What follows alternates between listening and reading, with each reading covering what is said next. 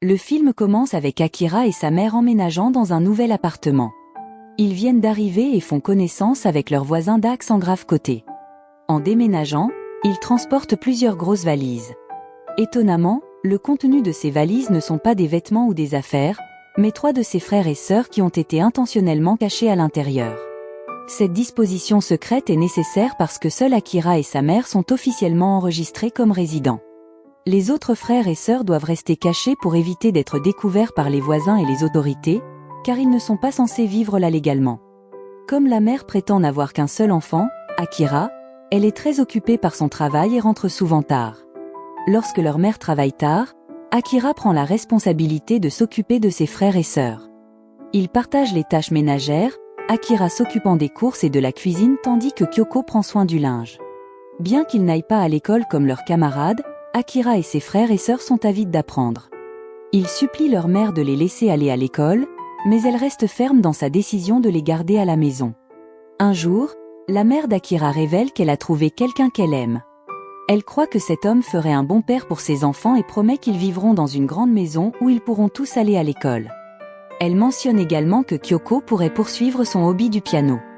Elle demande à Akira d'être patient jusqu'à ce qu'ils puissent se marier. Cependant, leur mère laisse soudainement une lettre disant qu'elle s'en va pour un certain temps, laissant derrière elle de l'argent. Elle n'explique pas plus. À partir de ce moment, Akira doit s'occuper seul de ses frères et sœurs, car leur mère ne revient pas. Il doit annoncer à ses frères et sœurs que leur mère pourrait être partie pour longtemps. Avec le temps, Akira prend plus de responsabilités comme payer les factures et faire les courses. Un jour, alors qu'il est au magasin, des enfants l'embêtent en glissant des articles non payés dans son sac. En sortant, l'alarme se déclenche et il est accusé de vol. Heureusement, un caissier intervient, sachant qu'Akira est victime d'intimidation, et lui donne de la nourriture en guise d'excuse. Les jours passent, et Akira continue d'essayer de contacter sa mère, mais elle ne répond jamais. Désespéré d'obtenir de l'argent, il se tourne vers son père. Malheureusement, son père n'a pas d'argent, car sa petite amie a tout dépensé. Au lieu de recevoir de l'aide, Akira finit par donner de l'argent à son père. Mais il a toujours besoin de fonds pour s'occuper de lui-même et de ses frères et sœurs.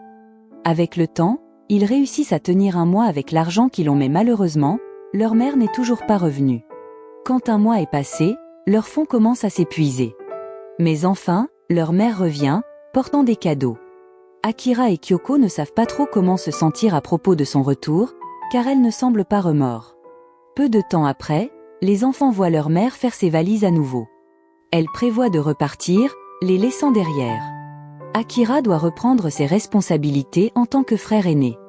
Leur mère promet alors qu'elle reviendra pour Noël. Finalement, Akira accompagne sa mère à l'aéroport après avoir partagé un repas au restaurant.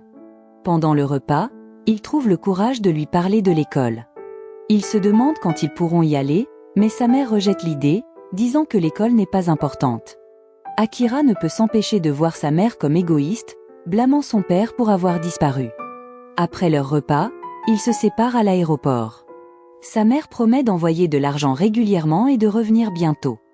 Encore une fois, Akira et ses frères et sœurs se retrouvent seuls. Chacun a ses propres tâches, et ils s'en sortent assez bien. Les jours passent, et soudain, Akira décide d'appeler le bureau de sa mère, espérant lui parler. Cependant, il apprend qu'elle a démissionné il y a un mois, le laissant sans voix. Ce soir-là, ils prennent un simple dîner de nouilles, mais ils restent contents. Cependant, à l'approche du réveillon du Nouvel An, leur mère n'est toujours pas revenue, malgré sa promesse de revenir pour Noël. Le lendemain, Akira rencontre une femme dont il ne connaît pas encore le nom. Il se présente, et elle lui apprend gentiment à lire. Il s'avère qu'il a besoin d'aide car il ne comprend pas l'écriture sur une enveloppe qu'il tient. L'enveloppe provient de sa mère, envoyée chez eux, contenant leur nom. Excité d'apprendre leur nom, Akira se précipita chez lui et partagea les enveloppes avec ses frères et sœurs. Chaque enveloppe contenait la même somme d'argent. Kyoko décida immédiatement d'économiser pour un piano, tandis qu'Akira voulait acheter un gant de baseball car il adorait ce sport. Avec de l'argent en main, Akira et Yuki se préparèrent à aller faire des courses. C'était l'anniversaire de Yuki, donc Akira prévoyait de l'emmener s'amuser. Bien que Yuki espérait que leur mère reviendrait, Akira lui dit tristement que ce n'était pas probable. Comme il ne voulait pas que les voisins sachent qu'il sortait en cachette, Akira et Yuki devaient être prudents. Cependant, ils furent surpris par un voisin en quittant la maison. Akira expliqua rapidement qu'il allait à la gare pour rencontrer leur mère, affirmant que Yuki était sa cousine qui passait la nuit. Finalement, ils réussirent à partir et profitèrent de se promener, découvrant la nuit pour la première fois. Le lendemain, en faisant des courses, Akira rencontra des enfants qui l'intimidaient auparavant mais qui lisaient maintenant des bandes dessinées au mini-marché. Étonnamment, ils devinrent amis, et Akira commença à passer du temps avec eux. Malheureusement, il se laissa emporter et dépensa son argent en jouant avec eux. Il jouait jusqu'à tard dans la nuit, et Akira négligeait ses frères et sœurs car il était occupé avec ses nouveaux amis. Peu de temps après, Akira commença à se sentir exploité par ses nouveaux amis. Ils venaient souvent chez lui, mettant la pagaille dans la maison, et Akira finissait par dépenser son argent en jeux et friandises pour eux, malgré ses fonds limités. Alors que le désordre augmentait, ses frères et sœurs restaient silencieux. Ses amis du mini-marché essayèrent même de lui apprendre à voler, mais Akira eut peur et refusa. Cela causa l'abandon de ses amis. Puis, un jour, lorsqu'Akira alla à leur école, ses amis l'ignorèrent, critiquant sa maison pour être désordonnée et malodorante, même s'il venait d'acheter un nouveau jeu pour eux. Les choses commencèrent à changer quand Akira rencontra Saki, une fille du collège qui était toujours seule et intimidée par ses amis. Pendant ce temps, à la maison, la situation se dégradait, avec des déchets s'accumulant partout, car personne ne s'en occupait. Un jour, des ouvriers de service arrivèrent chez eux pour collecter les frais mensuels d'électricité et d'eau. Ils restèrent cachés, ayant peur d'affronter la réalité extérieure. Alors que l'argent de leur mère diminuait, Akira tenta de trouver un travail au mini-marché mais il était trop jeune pour travailler. Finalement, il rentra chez lui, inquiet de comment payer l'électricité, l'eau et autres factures. Voyant la confusion d'Akira, Kyoko lui donna ses économies pour aider. Puis, un jour, ils trouvèrent le courage de sortir. Akira emmena ses frères et sœurs au mini-marché pour acheter de la nourriture et des friandises, utilisant l'argent de Kyoko pour les courses au lieu des factures. Ils passèrent également du temps à jouer dans le parc, où ils remarquèrent des plantes sauvages avec des graines. Ils les ramassèrent pour les planter chez eux, avec un peu de terre.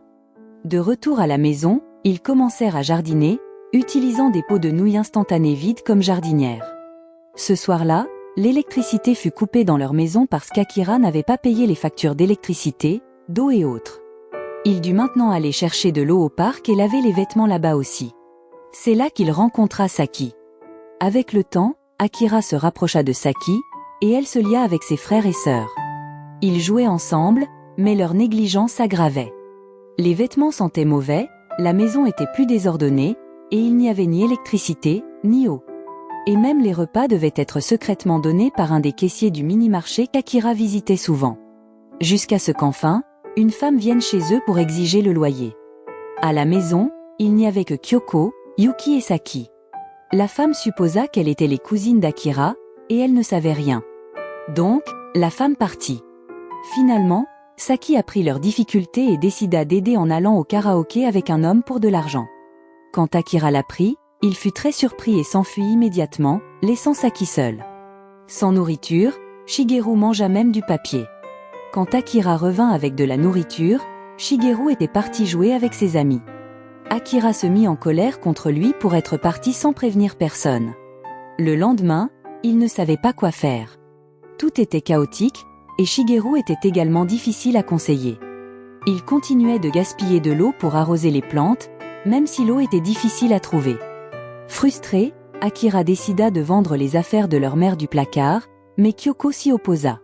Furieux, Akira quitta la maison en trombe. À l'école, il trouva du réconfort en regardant un match de baseball, mais partit brusquement quand il entendit parler de Yuki. Yuki était tombé de sa chaise et restait immobile. Incapable de joindre leur mère, Akira se précipita au mini-marché pour acheter des médicaments, mais il était déjà trop tard.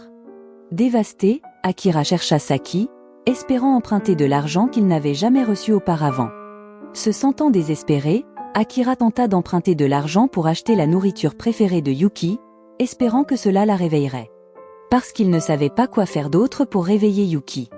En rentrant chez lui, il trouva une lettre de sa mère, lui demandant de prendre soin de ses frères et sœurs. Au fil de la journée, Yuki resta inconsciente et finit par décéder. Cette nuit-là, Akira rassembla courageusement ses affaires et la plaça dans une valise. Il décida de l'enterrer près de l'aéroport, loin de chez eux, et dut prendre un train pour y arriver. L'enterrement eut lieu discrètement la nuit, avec seulement Akira et Saki présents. Akira choisit d'enterrer Yuki près de l'aéroport car il lui avait promis de l'y emmener mais n'en avait jamais eu l'occasion. Le lendemain, après l'enterrement, Akira et Saki rentrèrent chez eux en train. Ils continuèrent à survivre sans leurs parents, mendiant souvent de la nourriture au mini-marché.